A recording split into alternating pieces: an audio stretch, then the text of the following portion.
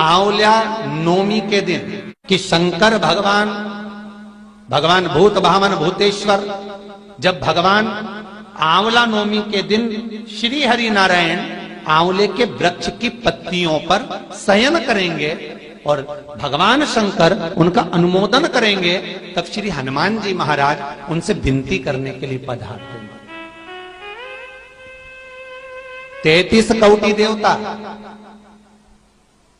भगवान विष्णु जब शयन से उठते हैं, देवसोनी एकादशी को जब भगवान उठेंगे, नेत्र खोलेंगे, तो प्रथम दर्शन भगवान विष्णु श्रीमद् भागवत कथा, स्कंद पुराण, पद्म पुराण, अग्नि पुराण, जितने भी पुराण उठाना चाहे सारी पुराणों को उठाकर देखना कि प्रथम वर्णन आपको मिलेगा कार्तिक महत्तम का कि भगवान नारायण सर्वप्रथम जब नेन खोलते हैं अपनी देव सोनी एकादशी से सोकर देव उठनी एकादशी पर जब उठते हैं तो भगवान नेत्र खोलकर सबसे पहले किसका दर्शन करते हैं?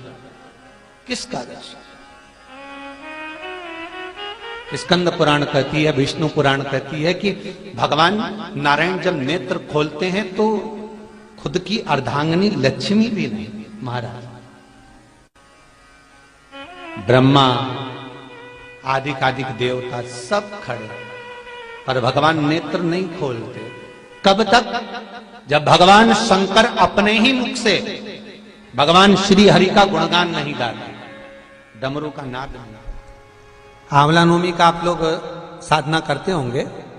जब कार्तिक के महीने में आंवला नवमी का व्रत आता है तो जो उपास नहीं भी रखते हो, जो पूजन नहीं भी करते हो, उनसे मेरा निवेदन है कि स्कंद पुराण में कार्तिकेय के पावन चरित्र में स्कंद पुराण में स्पष्ट किया गया, और कल्याण का कार्तिक खंड पढ़िएगा, कभी योग लगे तो गीता प्रेस गोरखपुर का कार्तिक खंड पढ़िए। आप पढ़ेंगे तो उसमें मिलेगा आपको कि आंवला नवमी के दिन आंवले के पेड़ के नीचे घी का दिया लगाकर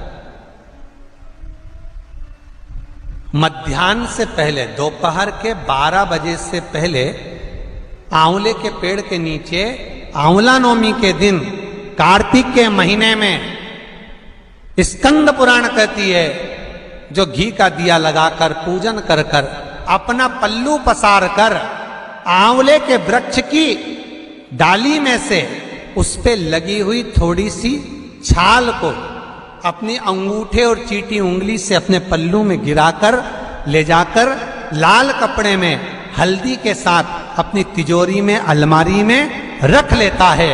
उसके घर में कभी बरकत की कमी नहीं होती, उसके घर में कभी संपदा की कमी नहीं होती, उसके घर में धन, वैभव, सत्ता बढ़ती है, बढ़ती है। आंवला नवमी की कथा में एक प्रसंग आता है।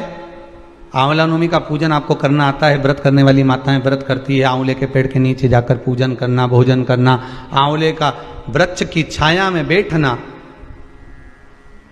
उस दिन किसी को अपशब्द ना कहना, आंवले की पूजन कर कर अपनी झोली को पसार कर चीटी उंगली और अंगूठे से आंवले की छाल को थोड़ा सा पल्लू में गिरा लेना, उस छाल को ले जाकर अपनी बरकत में, अपनी अलमारी में, अपनी तिजोरी में रख देना। यह आंवला नवमी की पूजन का विधान है, संपदा के। एक बहुत अच्छा समय रात्रि के 9:15 का एक समय होता है। जिस व्यक्ति का रोग, बीमारी समाप्त नहीं हो रही हो, हॉस्पिटल में पड़ा हुआ है, कोई बहुत भारी बीमारी में ग्रसित है, छूट ही नहीं पा रहा, तो रात्रि को 9:15 पर किसी भी दिन शंकर भगवान के शिवलिंग का, जो तुम्हारे घर में शंकर जी विराजमान हो उसका, या शंकर जी के मंदिर में जाकर शंकर जी का थोड़ा सा जल, उसमें थोड़ा सा आंवला पड़ा हुआ, मतलब आंवले के पानी से शंकर का अभिषेक पूजन कर लीजिए। उसका नाम लेकर कर लो जो रोग से ग्रसित हो।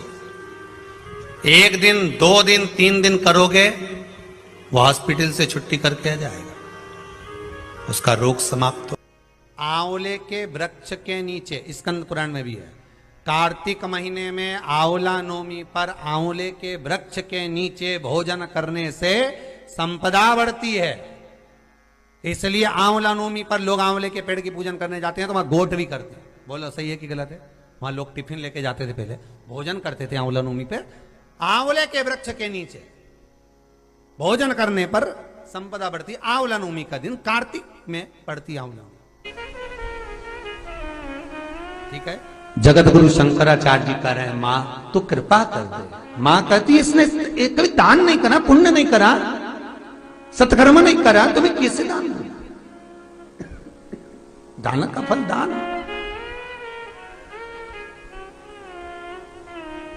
कैसे दूं मैं? मां पूर्व में मान लो इसने जितने जन्म लिए उस जन्म में अगर कोई दान नहीं दिया तो आज आंवला नवमी के दिन आज तो दान दिया है। लक्ष्मी जी बोलती है जो अभी करेगा इसका फल तो बाद में मिलेगा। जगत गुरु शंकराचार्य जी कहते हैं, मां मैं आपसे केवल इतना सा मांगना चाहता हूं, इस कली काल में आप मुझे वर दे दो कि एक दिन ऐसा हो आंवला नवमी का जिस दिन जो दिया जाता है उसका फल जीते जी ही मिल जाए। बस इतनी कृपा कर। जगत गुरु शंकराचार्य जी के शब्द देखिए। गौदान करा उसका फल बाद में मिलेगा, कुछ दान करा उसका फल बाद में, पर आंवला नवमी के दिन अगर आपने कुछ दान दिया है, आंवला नवमी के दिन अगर आपने दान किया है, उसका फल जगत गुरु शंकराचार्य जी माता लक्ष्मी से कहते आज की आज मिलना चाहिए। उसका फल हमें इसी पृथ्वी पर रहते रहते इस साह शरीर में मिलना चाहिए।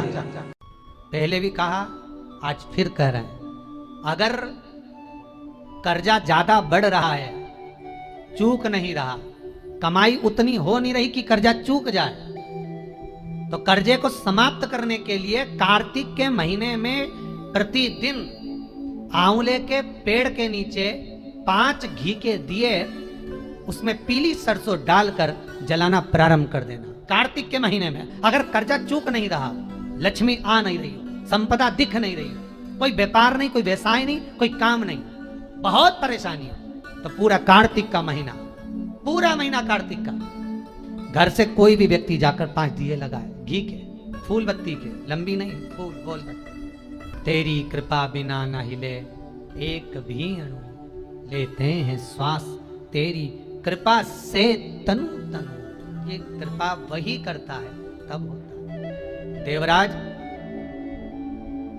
ब्राह्मण है, अच्छा कर्म करने वाला है, पर मित्र कुछ ऐसे मिल गए जिन्होंने इसको जुए में लगा दिया। जब जुआ खेलते खेलते कर्जा बढ़ गया देवराज पर, तो कहीं चोरी करना प्रारंभ कर। जब कर्जा बढ़ा तो चोरी